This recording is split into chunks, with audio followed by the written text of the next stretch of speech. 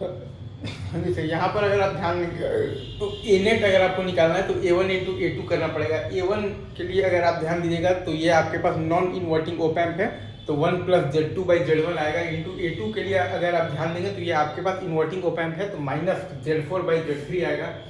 तो वो आ जाएगा हमारे पास 1 प्लस R2/ओमेगा L इंटू जे कैप इंटू माइनस R4/R3 और प्लस आ जाएगा 1/ओमेगा C इंटू माइनस आ जाएगा बेसिकली जे कैप। तो सबका वैल्यू रखने पर हमारे पास ए नेट का वैल्यू आ जाएगा -1। तो सीरीज में है तो ए नेट बराबर लिख देना है A1 इंटू A2, ये आपका पहला चीज़ है। और दूसरा पॉइंट ये है कि अगर नॉन इन्वर्टिंग है तो 1 प्लस Z2/Z1, और अगर आपका बेसिकली इन्वर्टिंग है तो इंटू कर देंगे माइनस Z4/Z3, और सबको हमें बेसिकली कॉम्प्लेक्स नंबर के फॉर्म में लिखना है।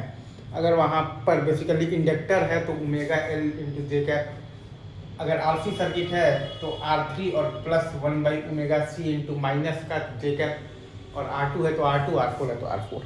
बस यही है, सॉल्व करेंगे तो -1 आ रहा है, ठीक है।